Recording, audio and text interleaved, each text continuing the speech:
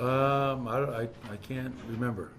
I mean, I've been around some good big men. Zadrunas Ilgauskas, David West, DeMarcus Cousins, Nikola Jokic. I'm not sure who's had that, but obviously that's what you love about Nikola, man. He took 3 shots tonight, but 4 points, 16 assists, 7 rebounds, and 5 blocks. Thought Jamal was fantastic tonight. Michael obviously shot the ball well, and then off the bench, Reggie and Peyton I thought were really effective as well. So it wasn't the cleanest game. I didn't think our defense was very good tonight, but we did a better job in that third quarter, and that was a point of emphasis coming after the last game. And to go out there and jump them 43-28, holding them to 39% that quarter.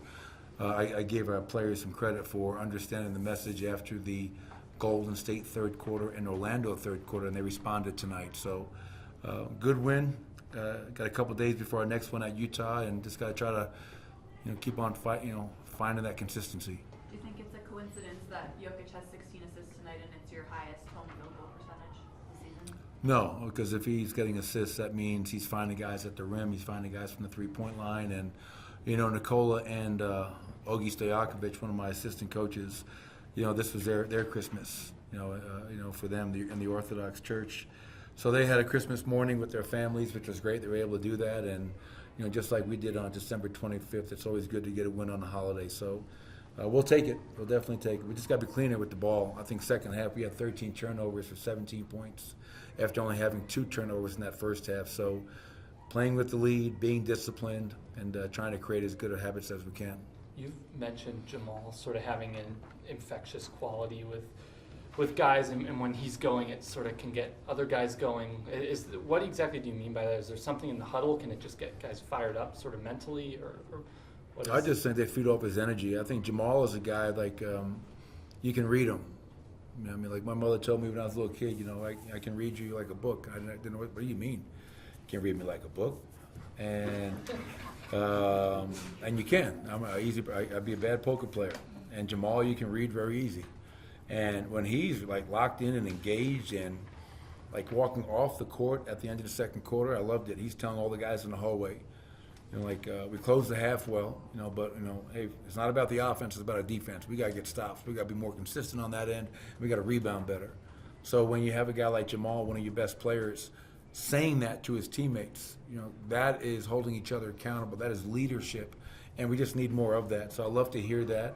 But yeah, his energy and his will to win some nights really is infectious. And when he sees that ball go in, man, he's really unguardable.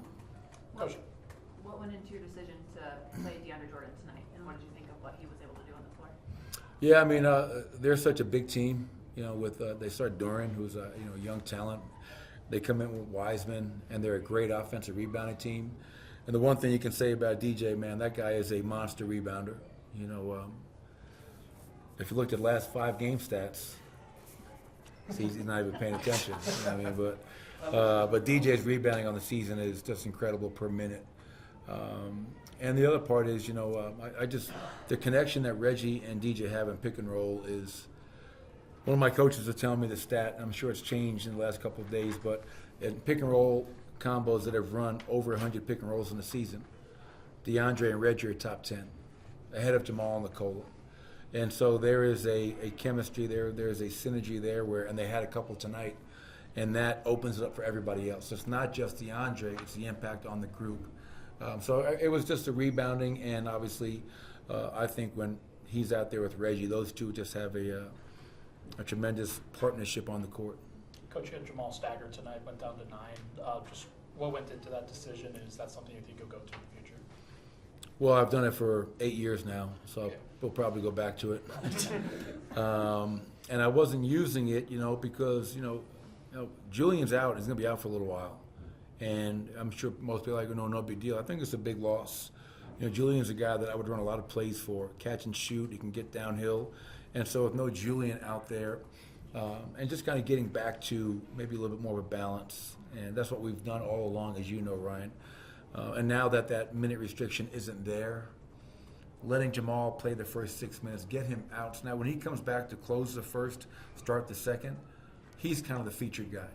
You know, when you have the starting group out there, there's a lot of guys you can feature. And, you know, there are nights where, you know, I feel bad. Like, man, Aaron, I look at halftime, he's got 3 shots, you know, and people are like, well, Michael got hot early and he didn't get – it's, you know, like, we have such a talented team, and the ball finds the open man, how we play. But I just like having Jamal out there when Nicola's off because it gives us more balance, I think. And especially while Julian is out, that's probably something we'll look to continue to do. Is there sort of a balance there that you have to strike? Because the starters are so good together. The numbers on that are tremendous. But when you have guys that want to get shots and or maybe should get shots within the flow of the game just to kind of alleviate some of the other struggles. Yeah, I mean, it's always a balance. You know, to your point, we have such a talented 5-man unit that was just incredibly efficient all last season. And, you know, so when you think about us going to this year, it's all right, we know what we have with that group. We just won a championship with that 5. Now we're looking to bring along Peyton Watson. We're looking to introduce Julian Strother. We're going to try to piggyback, see what CB can build off of last season. And obviously Reggie, and then whether it's DJ or Zeke at the 5. But I think Jamal with that second unit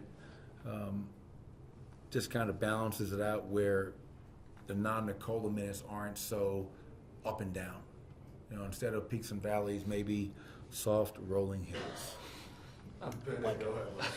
Michael, the sequence at the end of the third with Peyton obviously gets fired up after the play with Asar, and then he's doing a lot. Are there any lessons to be taken in terms of sort of letting the game get a hold of him with, I think he didn't really get back that fast after the transition dunk on one hand, playing good basketball on the other hand, maybe a lesson in maturity a little bit there?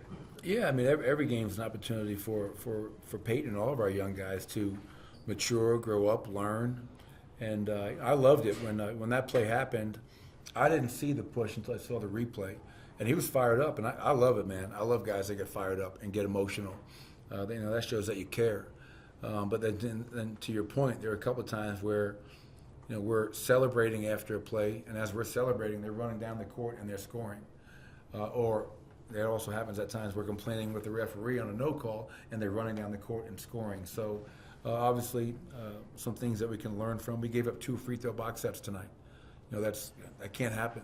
And, you know, we showed one at halftime, and it happened again in the second half. So, like I said, we won the game. We had a lot of guys play well. But as a team, I think we are now 12-3 in our last 15 games. But I don't think we've defended well the last 3 games. You know, to give up 114 on 47 from the field and 38 from 3 and 30 free throw attempts, you know, those numbers aren't good enough for where we want to go. Thanks, Coach. Thanks, Thanks, everyone.